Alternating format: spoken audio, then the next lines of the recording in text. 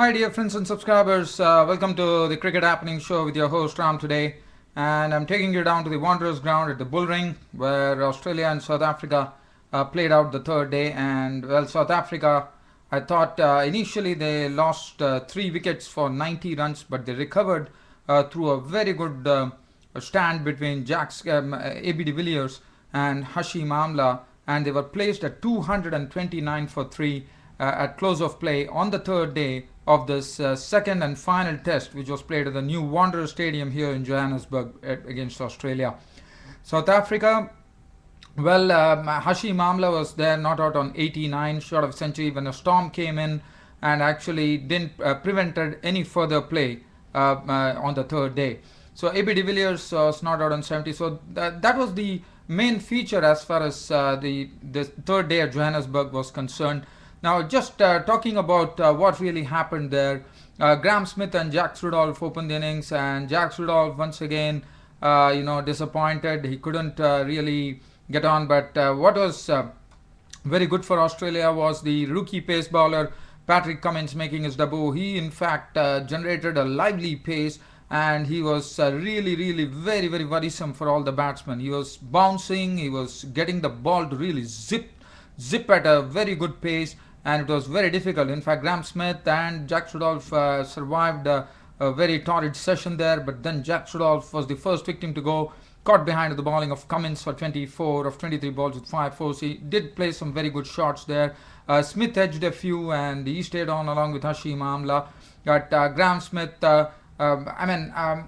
Michael Clarke, the captain, saw that the pace was not really the answer to that. I mean, they were not getting much out of the wicket, and he brought his right arm off spinner Nathan Lyon into the attack, and Nathan Lyon immediately responded by picking up the wicket of Graham Smith, who was caught by Hughes on the bowling of Lyon for 36 of 55 balls with 6 fours.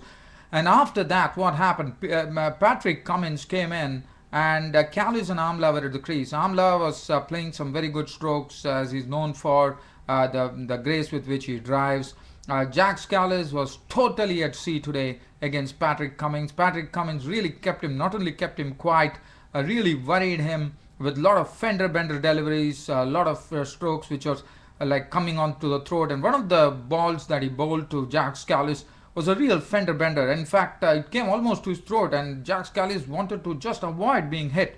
And in fact, after just one or few balls, he got one to go away, and after that, that was it for Callis. Callis was totally taken by Cummins.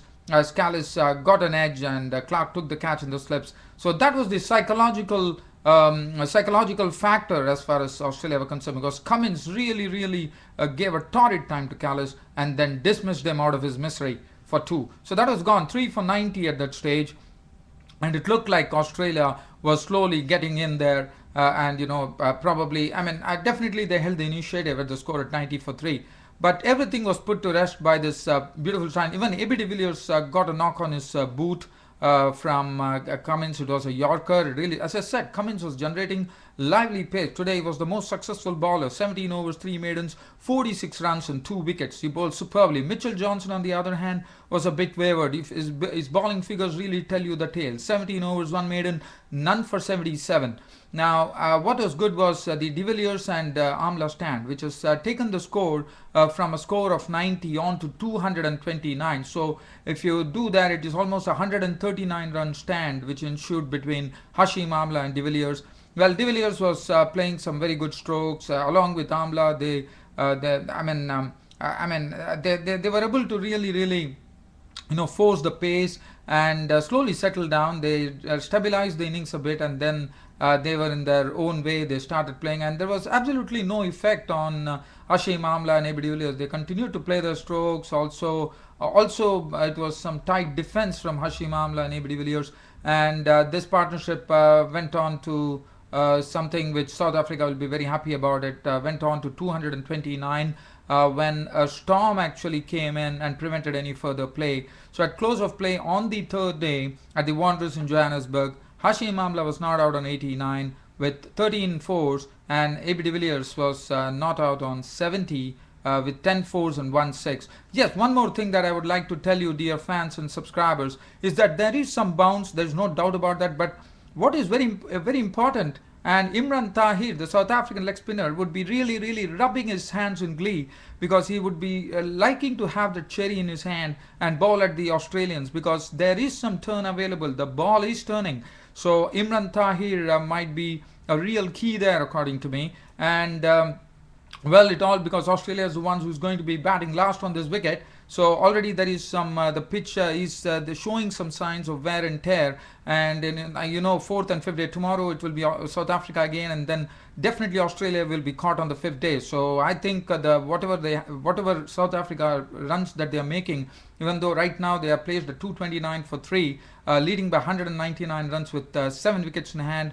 I thought whatever useful runs South Africa will be collecting on the morrow, it's going to be very important. First and foremost, Australia have to actually break this stand between Hashim, Amla and AB de Villiers. If they are able to do that, that would be good for them, because they do have Ashwell Prince to follow, who is one of those technically perfect batsmen. Mark Boucher, as you know, is a veteran of many matches. He can come in. He's a crisis man too.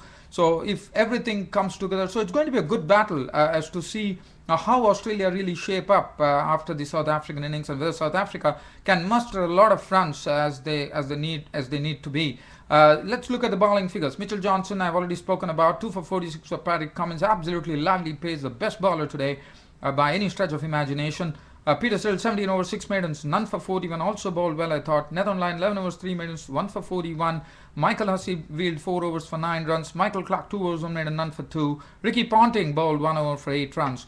As I said, this match on the 5th day is the one we have to see. So it all depends tomorrow whether Australia can pick up some quick wickets. So that will restrict the lead, and that will give Australia, according to me, if they are going to allow this partnership of AB de Villiers and Hashim Amla to really flower, and then if the other batsmen are also going to come to the party, like Boucher and Ashwell Prince, I think Australia is going to have real trouble. The reason being, the leggy can really turn the ball square, and leg spinners are the most dangerous as far as turning tracks are concerned. And if Imran Tahir could spin a few and turn a few, and I doubt whether Australia will be able to. I mean, it's not really taking the credit, but I said Australia will have a real battle on hands to actually negotiate the likes of Imran Tahir, the right arm leg spinner.